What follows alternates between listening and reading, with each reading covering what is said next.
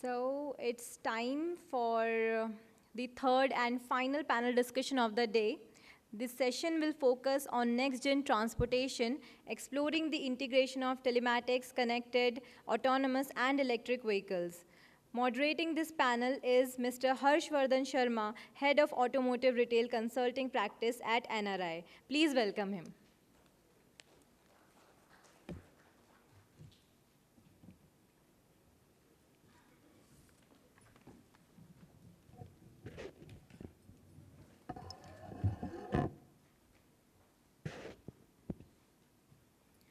Joining him are Mr. Amit Chakravarty, SVP Product, Trak and Tel. Please welcome Mr. Amit.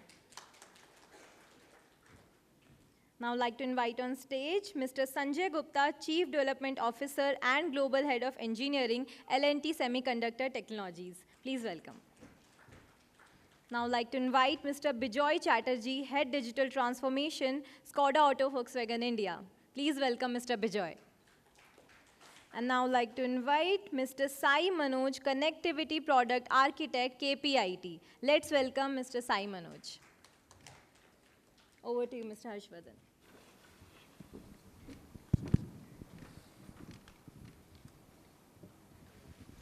All right, good afternoon and welcome post the lunch session. This is the last panel discussion and we'll ensure we don't stretch it. We are fully aware that you've stretched through the whole day. So we'll try to make it worthwhile. My name is Harshvardhan Sharma. I'll be the moderator for this session. The panel is about next-gen transportation, integration of telematics, connected, autonomous, and EVs.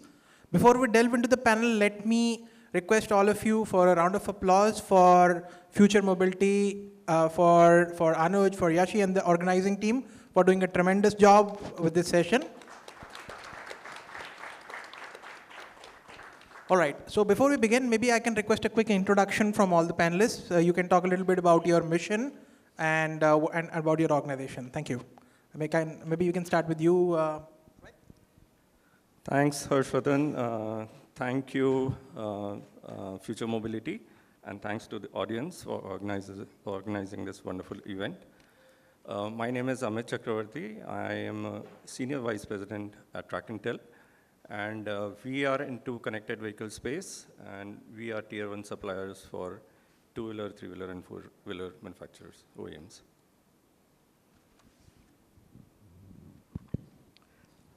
Good afternoon, everyone. My name is Sai Manoj. I am product connected platforms for KPIT. So primarily, we deal with the OEMs, the suppliers, and the complete ecosystem on leveraging the complete connected mobility. So, and we provide solutions across globe and predominantly in Europe and USA, Asia Pacific, things like that. So this is a brief introduction. Thank you. Hi, good afternoon everyone. My name is Bijoy Chatterjee. I am representing Škoda Auto Volkswagen. So Škoda Auto Volkswagen, as you know, is encompassing 5 brands of the Volkswagen Group in India, namely Škoda, Volkswagen, Audi, Lamborghini, and Porsche. I'm taking care of the digital transformation, including connectivity for this group, and happy to be here. Thank you. Hello everyone, my name is Sanjay Gupta. Thanks for having me here. I am representing L&T Semiconductors, and as you might be knowing, L&T Semiconductors is the first company which is taking stride in product-based semiconductors design and truly living up to the theme of Make in India and Design in India, both. So I'm representing that. I'm the Global Head of Engineering, and very delighted to be here. Thank you. Thank you so much, everyone. So the very fact that some of the brands which you see in the backdrop of this stage, none of them would have been here probably 2 decades ago, is a testament how automotive, future mobility has been evolving. And I can assure you, in 2 decades from now, many new brands or many new names will be here. Or maybe we wouldn't have automobiles, hopefully not. But yeah, so with that, let me kick it off with a light ice-breaking question for all the panelists. So if you could travel anywhere in the world in a futuristic vehicle, which is fully autonomous, connected, and electric, where would you go and why? Maybe we can start with you, Amit. Sure, I'll give it a shot. So my world is traveling from Delhi to Gurgaon, and I would like to use the fully autonomous and connected vehicle in commuting from Delhi to Gurgaon, because the traffic crawls at a speed of 10 kilometers per hour. So this will be very interesting to see what kind of value add it gives during the travel, and what kind of benefits and the other aspects of that futuristic vehicle. Thank you so much. Let's just hope that the algorithm figures out the toll dynamics, because humans cannot. All right. So over to you. Primarily, I would like to travel to China.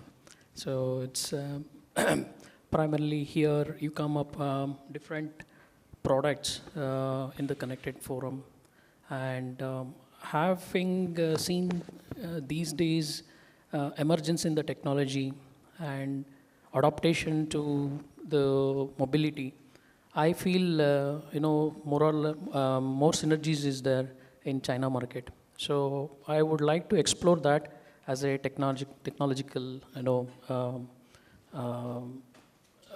researcher. Yeah, thank you. Thank you. So being a keen off-roader and an overlander myself, already I've been in the length of breadth of India. So in my checklist, I have the Mustang Valley, Nepal. I have the Rubicon Trail, US, and then the best one is the K2, Pakistan, China. So that is where I would like to go. Interesting. So mountains, autonomous.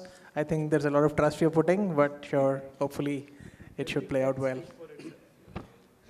So, me being from semiconductors, maybe I will think that your autonomy, your sophistication, if you make it to such a big exponential level, my real dream will be maybe it is a car with time machine.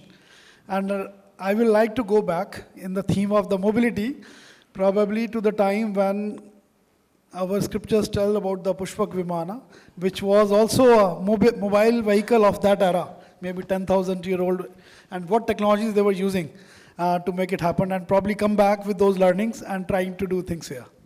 Wow, that's a nice spin. All right, personally, I would probably like to go to Chandni Chowk, because driving is crazy there, if any of you have been there. And I would love an autonomous vehicle to figure out the dynamics and also not be worried about parking. All right. All right, sorry, no Pushpak Viman for me, but I'm just going to land at Chandni Chowk. All right, so with that, let's move on to some business questions. So, and maybe we can start with you, Amit. Talking about telematics. So how does telematics help in enabling seamless integration between connected and autonomous vehicles, especially considering the evolving need of Indian transportation infra? So telematics plays a very important role between connected and autonomous vehicles, especially when it comes to safety. So, technology like ADAS and predictive maintenance, the system can detect potential issues, and they can generate alert before it becomes critical. So that provides safety and smooth riding journey. And then the second aspect is, I would say, energy consumption, wherein the telematics can help calculate the route optimization, or does the route optimization, and helps in lower emissions. So which actually aligns the India's goal to sustainable transportation. Yeah. Thank you. Yeah, so route optimization, I think, is a typical supply chain problem, but also very relevant for automobiles, especially now with the battery. So many people believe that now as the battery prices come down, probably they'll stop at $80 per kilowatt hour, or maybe even lower. But it's still, battery is a commodity, and there's a trade-off between battery weight, and vehicle dynamics and cost. So yeah, sure, I think route optimization and telematics put together can hopefully solve some of these mobility problems. And a second question to that is about vehicle data. So everyone's spoken about how data is the new oil and how data has so much relevance today. But as the vehicle data grows, how can companies maintain a balance between security and transparency to build trust amongst users? Yes. So it is very important to maintain the balance between security and transparency. So when it comes to security, I think the user should be allowed to opt in or opt out, to allow the service provider whether they should capture the data or not. So the user, the interface should be user-friendly so that the user has that convenience, or can give consent whether, or they can pause the, collection of the data so that, they get that confidence when we want, the company to capture the data. And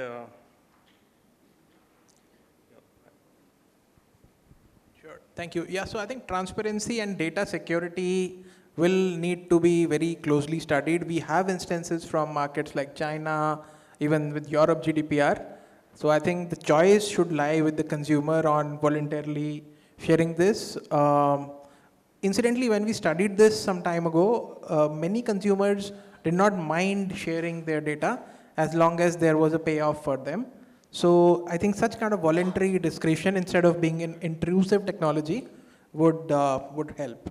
All right, so moving on to Mr. Sanjay Gupta and talking about L&T Semiconductor in particular. So what semiconductor innovations are critical for enabling vehicle intelligence and connectivity, especially in autonomous systems? Sure. So one of the fastest growth engine in today's time, which is driving electronics penetration and in particular semiconductors penetration, is a mobility sector, right? It is like what drove the penetration of semiconductors in early 90s in cell phones. So it's like a similar era that has come into mobility. Now, this is the sector which most of the big companies which are playing into multiple segments is contributing almost 45% to 55% of revenue also. So needless to say, if semiconductors content in a four-wheeler, say 20 years back used to be $100, today it is ranging in the $1,000, right? And the expectation is that it will become growing at a double-digit CAGR in many, many years and decades to come. Now, what is driving that innovation? So you talked about autonomous vehicle as a theme, and there are three trends which are basically also linking with the theme of this conference. So autonomy, electrification, and connectivity, right? And these three things are driving the semiconductors innovations. Now, what exactly we are trying to do in semiconductors to get into these cars to become autonomous, right? So that is a fundamental question. To understand that, it will be very easy to see if a driver is driving a car and we are trying to replace the driver through a computer or literally mobile on a wheel. What kind of intelligence we want to give to that?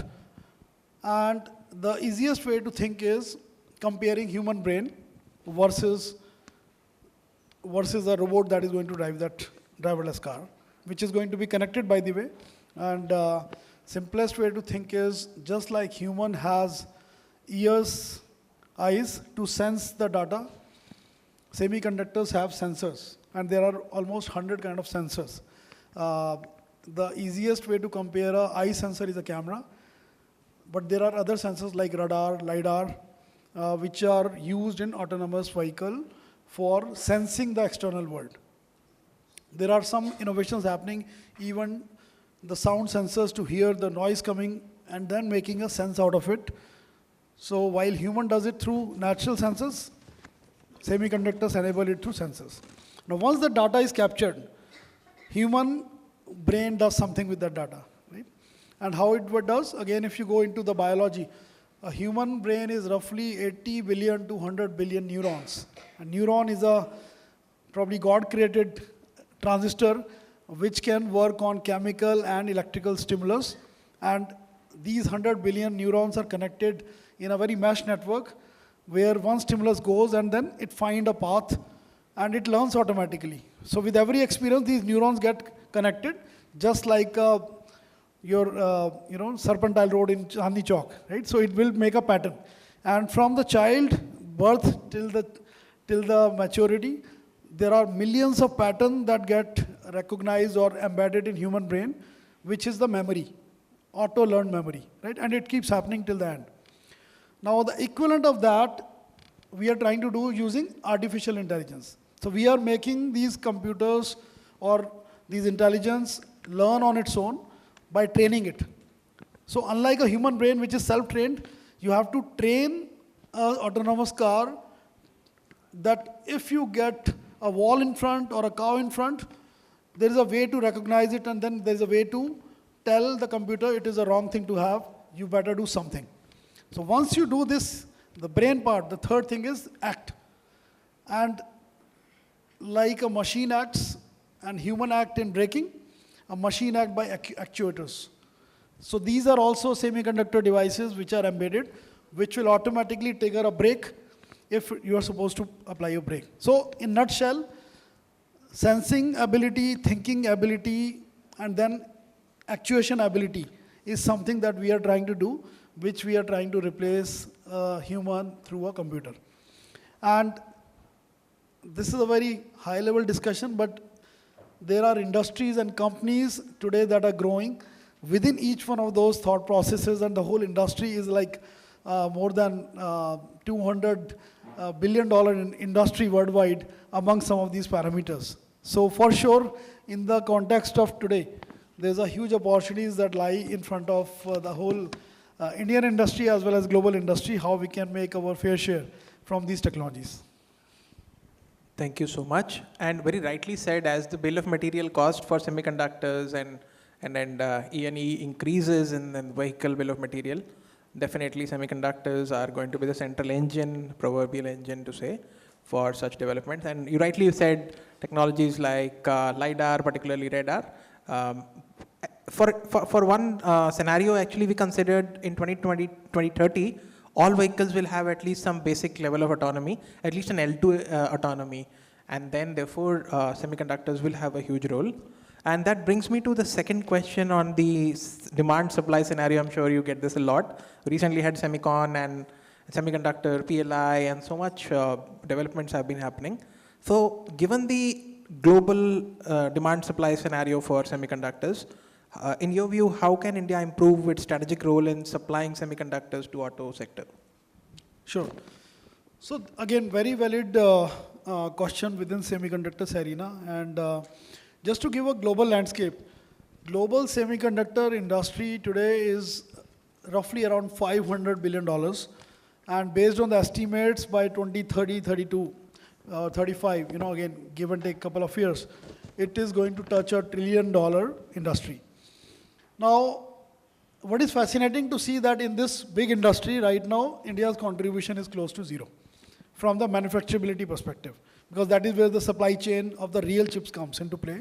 It's a different thing that words 20 to 30% of semiconductors engineers are coming from India. So the designers are in India. So 1/4 of the world's designers are in India, but 0% of the chips are manufactured out of India. And during COVID time, I remember there were cars that were sitting in the final plant to be delivered, but they are missing one IC, which is linked to the auto ignition, or which is linked to the radar, which is put in a car for autonomous driving or ADAS features. So just because of one chip missing out of thousands or lakhs of components, you cannot deliver the car without that one chip. It's like a chain, and even the smallest link in the chain could be the most powerful link. Right? And that drove government of India to actually introspect that today semiconductor is more important than possibly oil, because if you don't have oil, you can still survive. But if you don't have semiconductors, chips, your mobile phone cannot work, your automotive industry cannot work, the telecommunication industry cannot work, nothing can work. You know, literally your home electricity cannot come, your Wi-Fi cannot come. It's like lifeline. And the entire world economy may collapse. And that was a trigger point to most of the countries where India started its semiconductor policy with 76,000 crore being allocated by Prime Minister Office directly to promote local manufacturing. US started an equivalent chip acts. The entire European Union started together with all nations together a similar initiative to build your own fabs. Why? Because 80% of the world's chips are made in one geography, in one country, which is a very, very precarious place. If China wants to do something, the whole world economy can collapse. And that is the reason your question is actually very pertinent. And in the Semicon India conference that happened, again inaugurated and kicked off by Prime Minister Modi himself just 2 weeks back in Greater Noida. So this point was revitalized, and it was great to see every single CEO from every semiconductor company around the world was there. And they were committing that they will invest in India in whichever way possible, from Japanese companies to European companies to American companies, everybody was there. So it is a moment of inflection point for India's semiconductor supply chain.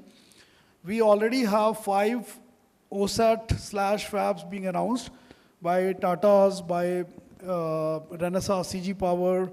Micron has already started the ATMP plant, which is the packaging unit after the fabrication is done.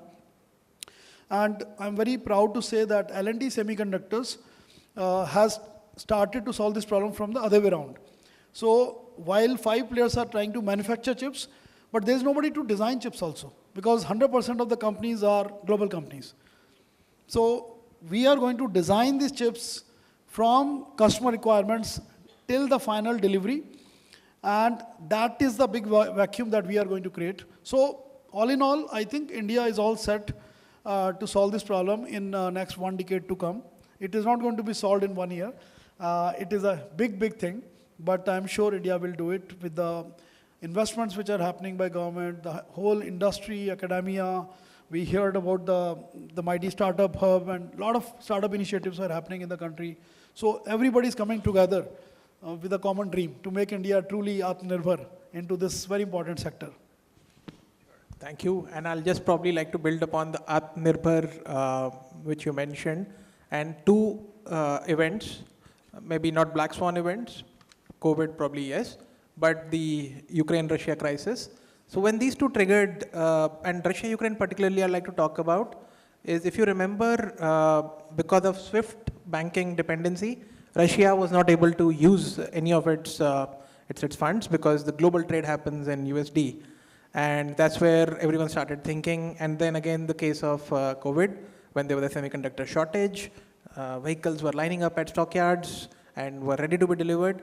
OEMs even offered, can you take the vehicle to the customer without the dash electronics, and say we'll retrofit it later. So we are completely agree, and I think it's a strategic sector. Today, let's say PLI for EVs and for auto sector existed. In case we do not have EVs up and running, it will have an impact. But if we do not have the aviation, the defense transportation, and the electronics running there, I think that will have a far-reaching impact. So from that perspective, I think semiconductor will need a lot of support. So moving on to Bijoy, to talk a little bit about the OEM perspective. You are the only representative from OEM here, and that's where all of it comes together. So Vijay, from your point of view, how is the auto industry leveraging digital transformation to enhance the connectivity of its electric and autonomous vehicle offerings, particularly in emerging markets like India? Right. So from an OEM perspective, again, I think in the other discussions also, it was very pertinent that what the customer wants is far and foremost. And at the same time, we are also looking at this vast plethora of the technologies which is available to us. Now, this is how I will put it. It is just basis our imagination, what else to be given. So as Sanjay ji was mentioning about the themes like autonomous, electrification, and connectivity. Now, sustainability is also one of the factors which is there, which I think very soon we also will be discussing more in detail, is the compute powers. We have been discussing a lot about the AI-powered topics, how AI is going to, do this and that, basis autonomous vehicles, we can control so many things. But what about the compute which is now being pushed into that? Do we know in a large language model, when it gets trained, close to around 270,000 kilograms of carbon dioxide is wasted. So if this is the kind of compute power which is required, how this is going to be taken care of? And again, circling back to your question, now off and on, OEMs are being pushed when it comes to, getting these things intact. So that is why my worry is how we as an OEM are going to take care of these things coming from a government regulation, coming from a environment regulation, how we are going to take care. For example, I might have the best EV, which I'm giving to the customers, but it is going to take the largest or highest of compute power. I'm sure there's going to be a issue regarding that, and then have to kind of take care of that. So that is going to be our future problem, and that is where we need to now think about it. So yeah, sorry I derived into a slightly negative area, but this is something which we should be also talking about. Sure, I think regulatory goes hand in hand and quite important. And on that, just building on from a global OEM perspective, what learnings from a global operation perspective are being applied to ensure that the next generation vehicles meet the needs of Indian unique transportation landscape? So from a Volkswagen Group perspective, of course, from a expertise perspective, from a understanding perspective, we have so much out there globally which is there. But key parameters or KPIs for us in India is we need to understand the ecosystem here. Our ecosystem doesn't match with the other ecosystems, predominantly in China or in Europe, where our cars are more thriving in Volkswagen. But at the same time, in India, we are also taking care of that, or rather taken that, let's say, template from there and putting it here, that how locally we can look at things. So for example, our India 2.0, the cars which you are seeing on the roads right now, Kushaq and Slavia and Taigun and Virtus, are 93% made in India.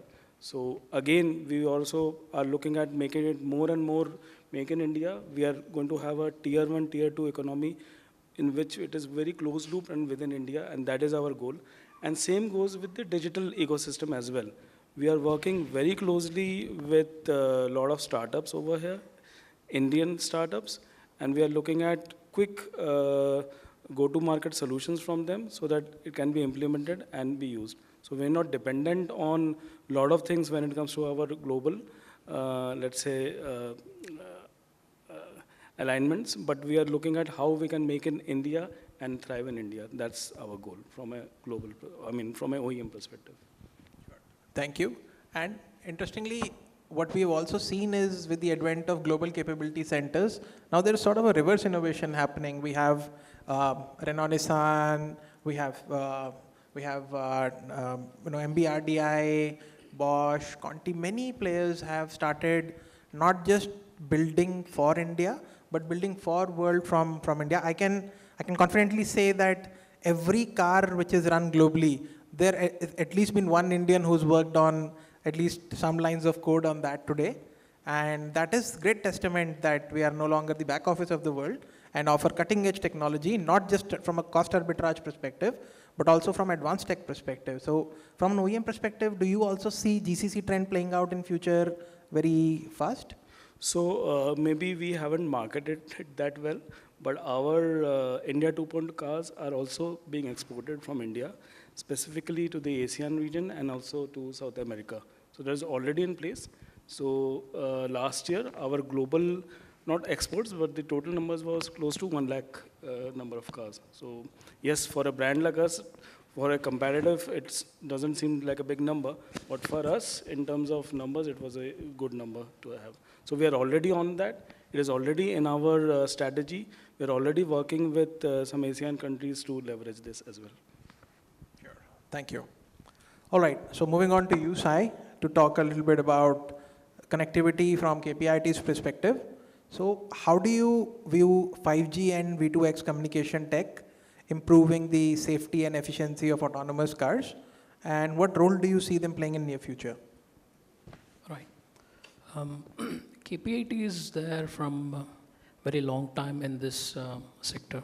So right from the 3G, 4G, and we are the initial companies where intelligent transport system (ITS) been deployed across different regions, pan India, and also we are the initial company where we had developed AS140 compliant VTS system.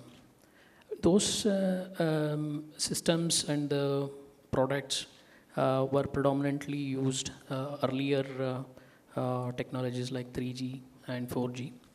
And coming back to your specific question, that is 5G and what are the opportunities from the KPIT's perspective.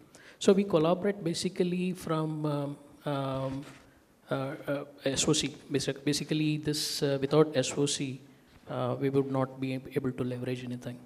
So when I say SOC, it fills the gaps of the use cases where the software cannot meet, and we collaborate with the world leading SOCs so that we can evolve our solutions across.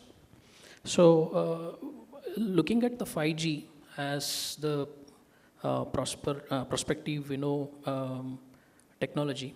So what we could see is software-driven networking. So primarily here we can see that network slicing, which segregates most of the use cases in the current domain. That is in whether it is maybe V2I or software over their updates or the critical priority-based use cases like emergency call, breakdown calls, SVTs, etc. So it has to go hand in hand in collaboration with OEMs and the SOC and the technology solution company like KPIT. So we have a readiness in terms of software as a model, and we have POCs done for deploying the solutions for various this network slicing categories. So that is where we look at from the 5G perspective. From coming to V2X and V2I, so as I mentioned, the backbone of this, we had seen that 4G. In 4G also we tried deploying this, but it was not effective and efficient. Now with network slicing we have, so we could categorically see that the ultra use cases where we need the low latency, high bandwidth requirements from the network. So, and this being more or less driven from the new generation SOCs. So we could realize all of these use cases very effectively in 5th generation. Thank you. Thank you. And interestingly, on 5G, a lot of commercial vehicle manufacturers can actually benefit a lot from these, but one of the common retorts they have is the dongles are too expensive for 5G to work. And these are the people who have actual use cases benefits, not just from a, let's say, nice to have perspective, but it actually helps them improve their safety. You can have a digital twin of the asset for off-highway vehicles. You do not need an operator. You can remotely operate this. So are you seeing any enhanced movement from commercial vehicle, light or medium commercial vehicle makers about 5G connectivity particularly? So the maturity is where the question arises here. So one is the maturity, other one is the affordability. So for instance, the commercial fleet management, they want optimal solution. Having seen in the Indian markets, so there are very less ask for 5G deployment. Whereas in Europe and other Asia, like China and America regions, there are asks, but again, having said that, there is no well-proven solutions.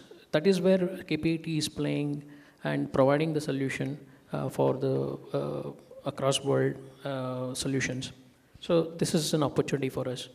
Got it, thank you. And more so because we probably have the most competitive data rates globally, and all the more reason for India's automotive space to take up 5G.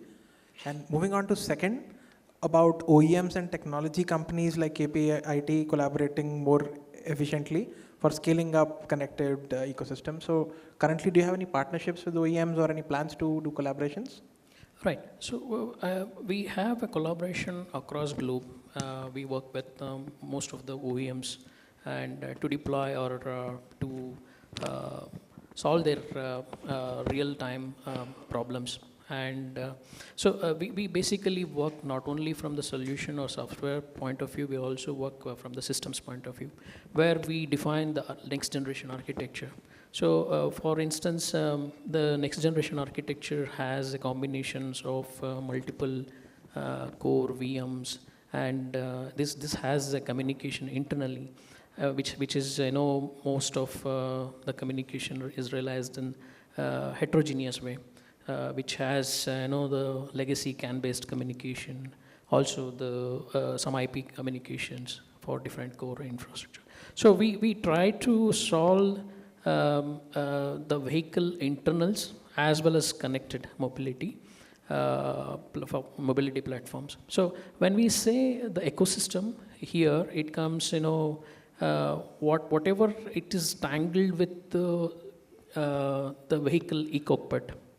It could be your mobile phone, or it could be your gadgets, which is there in your home, which wants to try to connect, and we want to leverage, the cloud infrastructure for many of the use cases.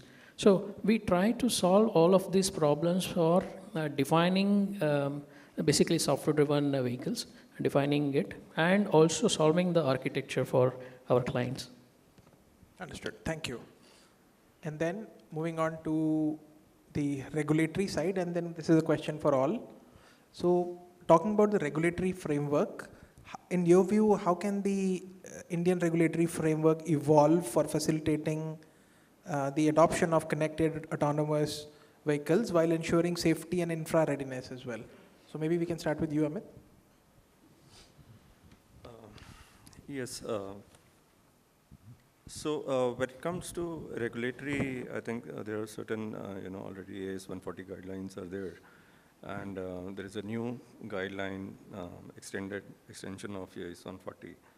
So we as a manufacturer, we follow these guidelines. We manufacture, design the hardware which complies with these guidelines, and we get that, thoroughly tested through the testing agencies like ICAT and ERAI. And so that is the process when it comes to regulatory guidelines. Sure. Anything to do with data privacy, the India data privacy bill, and generally data storage, personal data treatment, all these areas? Yes. So we host a lot of data. We have more than 500,000 active vehicles on our platform, and we host our private cloud. We host that data on our private cloud servers. We have 100 plus servers across, various locations, and so we follow a very strict, audit process where VAPT is conducted every year annually, as per the schedule, and we want to ensure that all the vulnerability assessment is done, and risk mitigation is done to avoid any security or data breach. Sure, thank you. Maybe we can go to you, Mr. Gupta. From your perspective, what can the Indian regulatory framework do to evolve to facilitate the adoption from your side? Sure. So I feel as we are moving into more and more advanced automotives, regulatory framework becomes very important. two things which are very fundamental to semiconductors and electronics is one is we call functional safety.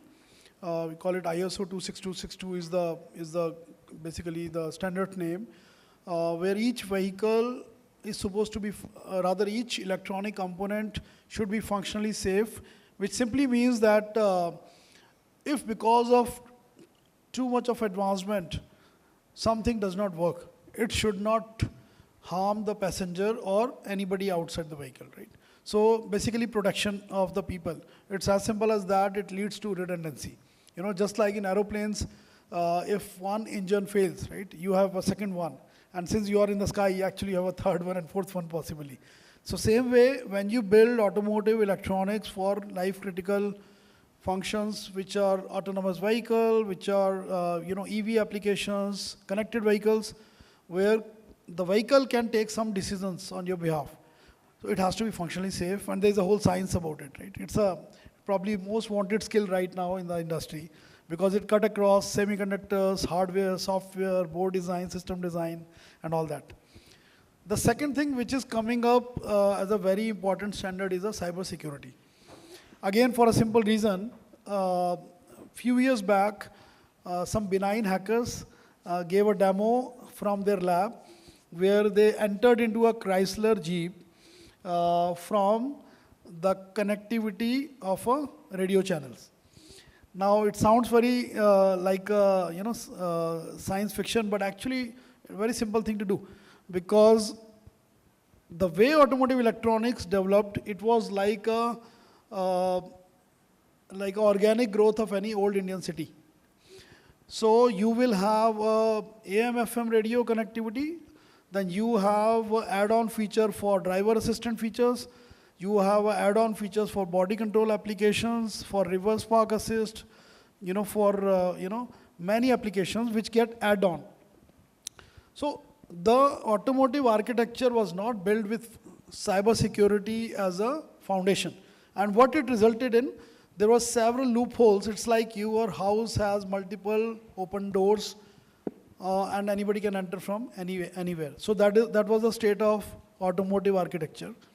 And those benign hackers, when they demoed how they can control the steering wheel, how they can control the brakes, it was a wake-up call to the entire industry that if you do not design your automotives with cybersecurity in mind, you can kill anyone.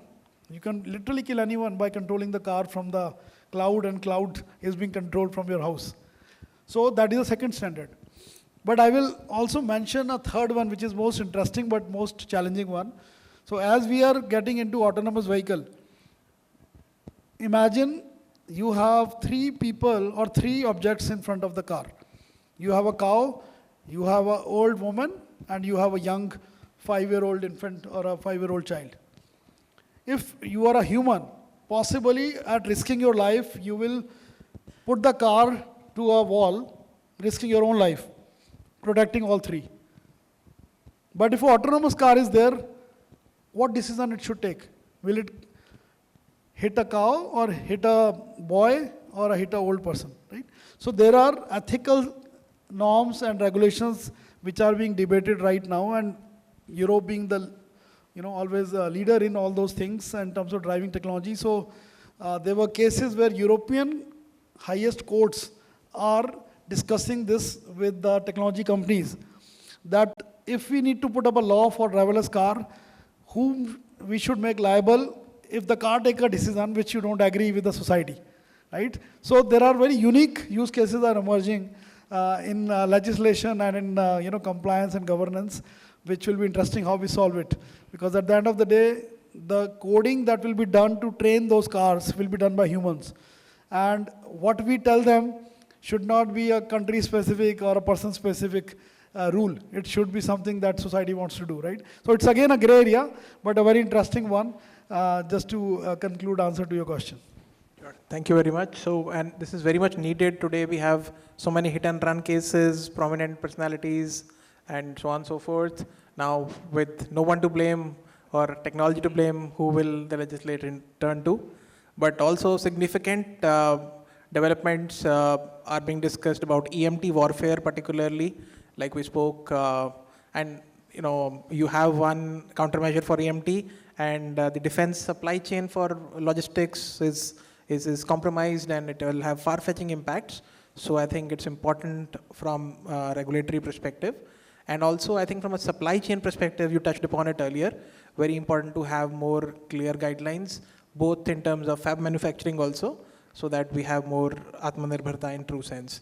With you, Bijoy, let me also take your views on regulatory. OEMs have a plethora of regulatory frameworks to work with, right from EPR, extended producer responsibility, battery circularity, so on and so forth. Just wanted to draw your thoughts in terms of regulatory framework evolution. How do you, as an OEM representative, foresee this? So again, from an Indian context, I think what Sanjay ji also just mentioned, it's very relevant, but I think from an Indian perspective, when we are talking about autonomous cars, connected cars, we should make our own premises in India. We should not be comparing of what ADAS meant in a European, let's say, ecosystem or a US ecosystem. What is my premise? That is, I think, mostly our problems when we are comparing that, okay, autonomous won't work in India. Why? Because I'm comparing it with my European or North American standards, which is very wrong.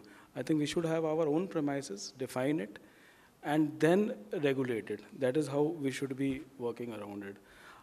In terms of, again, I will just pivot to something very different, insurance. Pay as you drive was something 10 years or 11 years back, which we were thinking but not yet implemented. Just 1.5, 2 years back, the government had a regulation of pay as you drive. Now we are getting our insurance policies as pay as you drive. Now the other factor for which the data is already there with us as an OEMs is pay how you drive. Now it is just about making some premises around it and making it implemented. A lot of people will benefit out of it. So I see that, yes, our government is very forward thinking.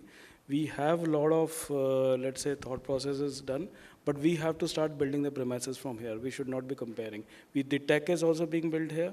The really good cars and good startups are also present here. So I think we should have our premises also built here. That's my point. Thank you. And Sai, maybe I can take some concluding remarks from you.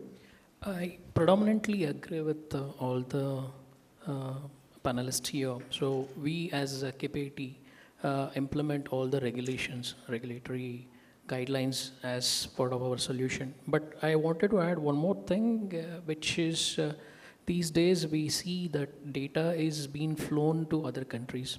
So for instance, we hook up on most of our user accounts and things like that to our vehicles and link our accounts and collaborate. And most of our data goes to the serverless instances on the cloud. And these clouds are deployed in other countries. So there should be a regulation where in other countries they dictate that it has to be deployed in within the country. So our data are safe, and we should have a framework for that what data is being pulled out of our accounts, and where exactly these data is getting inflown, whether it is within India or it is going out. We should have a regulation framework on that. Thank you. Yeah, so I think with the storage and data related challenges, we saw the rise of data embassies. That was one trend where you could have, let's say, one country could declare in Gift City, this is a sovereign republic of our country, and then the data stored here is deemed as locally stored. So such kind of innovation probably will be the need of the hour. True. So with that, we've come to the end of this discussion from the panelists. Maybe we can take one or two questions from the audiences in case anyone would like to engage with the panelists on any topic. Yes, please. Can someone pass a mic to the gentleman? I just have one point to make regarding localization of data. There is a regulation and policy for localization of data, but it is only there for the national critical information infrastructure. It doesn't exist for anything outside that. So that model would be used, but it will have to effectively at the present would be self-regulated or self-imposed by the automotive industry. But it does exist. There are regulations for localization of data. Like if you're using, say, AWS or whatever, any one of these cloud services, contracts which are done by METI and all these guys ensure that the data is localized in India only. Thank you. All right. Any other questions? All right, so looks like we've come to the end. Thank you again for being a very patient audience, and heartfelt thanks to all the panelists for sharing your valuable contributions. Over to you, Yashi. Thank you. Thank you very much, panel members, for this very interesting and enlightening panel discussion. I would request you all to come together for a group picture.